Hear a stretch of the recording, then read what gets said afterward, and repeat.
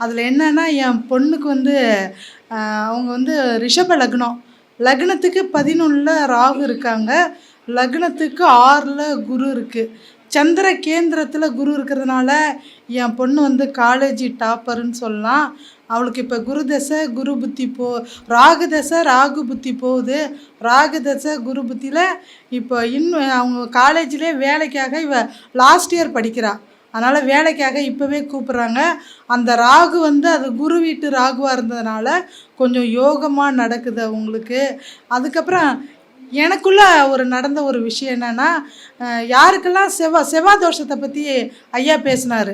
செவ்வாய் தோஷம் உள்ளவங்க கண்டிப்பாக செவ்வாய் ஹோரையில் வைத்தீஸ்வரன் கோயிலுக்கு போயிட்டு அந்த சுமங்கலி செட்டு வருஷம் வந்து 7 வருஷம் தசை நடத்துவார் செவ்வாய் பகவான். அவருக்கு 7 ட்ரெஸ்ஸும், அதேமாரி செவ்வாய் பகவானுக்கு 1 8 9 அந்த சுமங்கலி செட்டு அந்த இதோட ஜாக்கெட் பீட்டோட நீங்கள் செவ்வாய் ஹோரையில் நீங்கள் போகிற நாள் வந்து சந்திரன் வந்து உங்களுக்கு மறையாமல் இருக்கணும், குரு பார்வையில் இருக்கணும், சூரியனுடைய பார்வையில் இருக்கணும். இது மாதிரி இருக்கக்குள்ள நீங்கள் வைத்தீஸ்வரன் கோயிலுக்கு போகக்குள்ள உங்களுக்கு அந்த வைத்தீஸ்வரன் அருளாலும் செவ்வாய் பகவானுடைய அருளாலும் திருமணம் சீக்கிரம் விரைவில் நடக்கும். நான் அது மாதிரி கொஞ்சம் பேருக்கு சொல்லி ஒரு 8 நாளையில் நடந்ததெல்லாம் உண்டு. போன செவ்வாய்க்கிழமைக்கு அனுப்பின இந்த செவ்வாய்க்கிழமை நிச்சயமே பண்ணிட்டாங்க. அது மாதிரி நம்ம அனுப்புகிற நாள் நம்ம வந்து ஒருத்தவங்களை பரிகாரத்துக்கு அனுப்பக்குள்ள அந்த சந்திரன் வந்து குருவுக்கோ சூரியனுக்கோ மறையாமல் இருந்தால் அவங்க போகிறது ஜெயிக்கும். சார் சொன்னார் அதுமாரி அவங்க அந்த செவ்வாய் வந்து எந்த ராசியில் இருக்குது அந்த ராசிநாதனுக்கு அப்படி கூட எடுத்து நம்ம அனுப்பக்குள்ள நம்மளுடைய கிரகம் வந்து அவங்க கிரகம் வேலை செய்யுன்னு சொல்லலாம். என்னுடைய அனுபவத்தில் என்னென்னா, என் பொண்ணு வந்து ரிஷப லக்னம், உத்திராட நட்சத்திரம். உத்திராட நட்சத்திரம்னா ஊரோரம் நிலம் வாங்குவோன்னு சொல்லுவாங்க. அந்த ரிஷப லக்னத்துக்கு 4ஆம் அதிபதி சூரியன். அது 4ஆம் இடம்னா சொத்துன்னு சொல்லலாம். அது இந்த சூரியன் போய் கேட்டையில் இருந்ததுனால அது காலபுருஷனுக்கு 6வது வீடாக புதனுடைய இன்றைக்கும் அதை கேட்டையை பற்றி பேசுகிற ஒரு சூழ்நிலை வந்திருக்கு. என் சொத்து வந்து அந்த பொருளாதார மண்டலத்துக்கு எடுத்துட்டாங்க. சூரியன்னா அந்த கவர்மெண்ட்டு அரசாங்கம்னு சொல்லுவாங்க.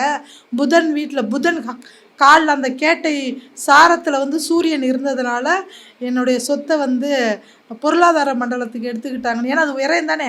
காலபுருஷனுக்கு 6 காலபுருஷனுக்கு 8 சூரியன் அங்கே இருக்கிறதுனால கண்டிப்பாக காலபுருஷனுக்கு 8ல் சூரியன் இருந்துச்சுன்னா அவங்க தகப்பனார் கண்டிப்பாக எதையாவது ஒன்று இழந்திருப்பாங்க, இல்லை இடம் மாறி வந்திருக்கணும். அப்படி வந்திருந்தா அவங்க குடும்பத்தில் வந்து ஒரு நல்லது நடக்கும். இல்லைன்னா அவங்க சொத்தை இழந்தேன், பொருளை இழந்தேன், சொந்தங்களை இழந்தேன்னு இல்லையா மறைஞ்சு வாழணும். வெளிநாடு போயிட்டேன், ஊரை விட்டு வெளியில் வந்துட்டேன், குடும்பத்தோடு சேர்ந்து இல்லை அப்படின்னு ஒரு இது அவங்க வாழ்ந்தால் அவங்க நிறைவாக இருப்பாங்க. அப்புறம் சார் ஒரு விதி சொன்னார். சொத்தை ஏமாத்துனா அவங்க குடும்பம் தழைக்காதுன்னு சொன்னார். அது உண்மைதான். ஒரு 20 வருஷத்துக்கு முன்னாடியே எங்கள் அப்பா வந்து சொத்தை எங்கள் தம்பி பேருக்கு வேறு அவங்க சித்தப்பா பேருக்கு எழுதி வச்சுட்டு போயிட்டாரு. எங்கள் தம்பி போய் கேட்டதுக்கு அவங்க தரமாட்டேன்னாங்க. ஆனால் அந்த பையனுக்கு என்ன நடந்துச்சுன்னா, அந்த வக்கி சுருட்டுற மிஷினுன்னு சொல்லுவாங்க, அதில் கையை விட்டு கை சுத்தமாக போயிடுச்சு. அந்த குடும்பமே ஒன்றும் இல்லாத போயிடுச்சு. நாங்கள் சொத்தை கொடுத்தவங்க நல்லா இருக்கிறோம், ஆனால் சொத்தை வாங்கினவங்க நல்லா இல்லை, குடும்பமே நல்லா இல்லை. அவரால் இப்போ ஒரு கையை வச்சுக்கிட்டு சொத்து நிறையா இருக்குது, ஆனால் ஒரு கையை வச்சுட்டு எதுவும் பண்ண வைக்காது. அதனால் கண்டிப்பாக ஒருத்தவங்க சொத்தை வந்து ஏமாற்றி வாங்கக்கூடாது. மீதி எந்த பாவத்தை வேணாலும் நான் ஏற்றுக்கலாம். அந்த சொத்துங்கிறது அது மன வலியை கொடுக்கும். அதுக்கு தெரியும் நம்ம யார்கிட்ட இருக்கணும்னு. நல்லவங்கள்ட்ட இருந்தால் அது நல்லாயிருக்கும், கெட்டவங்கள்ட்ட இருக்கக்குள்ள அது ஒரு பாதிப்பை அந்த சொத்து வாங்குறவங்களுக்கு கண்டிப்பாக அது கொடுக்கும். நிறையா பேசணும்னு வந்தேன். நான் வந்து பேசணும் அப்படின்ட்டு ஒரு இதுவாக வரல. எனக்கு வாய்ப்பு கொடுத்த முதல்ல உங்களை எல்லாரையும் பார்க்கணுன்னு தான் நான் வந்தேன். நான் விருத்தாச்சலம் எனக்கு சொந்த ஒரு பெண்ணாடம். 4 பேரை பார்த்தா நம்மளுடைய தோஷம் போகும்னு சொல்லுவாங்க. 4 குருமாரை பார்க்கக்குள்ள நம்மளுடைய அந்த குருவோடைய பார்வை நம்ம மேலே படக்குள்ள நம்மளுடைய தோஷம் நீங்கி நமக்கு நல்லது நடக்கும் அப்படிங்கிற ஒரு காரணத்துக்காக வந்தேன். எனக்கு வாய்ப்பு கொடுத்த அவர் ஜானகிராமன் சாருக்கு ரொம்ப வணக்கம். நான் இன்ன வரைக்கும் யாரையும் பார்த்ததில்ல, ஆனால் வந்ததும் மரியாதையாக செஞ்சாங்க, மரியாதையாக நடத்துனாங்க. நான் இந்த மன்றத்துக்கு வந்து நான் புதுசு தான்.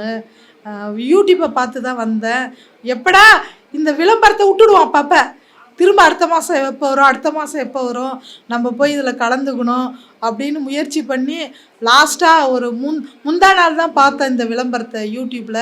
பார்த்ததுமே ஐயாருக்கு ஃபோன் பண்ணி நானும் வரேங்க அப்படின்னு சொன்னால், கண்டிப்பாக வாங்க உங்களுக்கு ஒரு வாய்ப்பு தரேன்னு சொன்னார். நிறைய பேருக்கு இந்த எண்ணம் வராது. அடுத்தவங்கள மேடை ஏற்றுறதுக்கு ஒரு எண்ணம் வேணும். அடுத்தவங்கள வந்து பேச சொல்கிறதுக்கு ஒரு எண்ணம் வேணும். அந்த எண்ணம் வந்து சாருக்கு இருக்குது. அவரால் நிறைய பேர் வளரணும், அவரும் வளரணும். அவங்க வளர்ந்தாங்கன்னா இன்னும் நிறைய பேருக்கு இந்த வாய்ப்பை கொடுப்பாங்க. இந்த அவங்க குருமாரெல்லாம் பார்த்தது எனக்கு ஒரு சந்தோஷம். நான் எல்லாரையும் யூடியூப்பில் பார்த்து தான் பழக்கம். இப்போ நேரில் பார்க்கக்குள்ள எனக்கு என்னவோ எனர்ஜி வந்த மாரி இருக்குது. நம்ம இன்னும் கொஞ்சம் ஜோதிடத்தில் மேலே போவோம் போல் இருக்கு. ஒரு நம்பிக்கை எனக்கு வந்திருக்கு. ரொம்ப நன்றி எல்லாருக்கும். ஏதாவது தப்பு இருந்தால்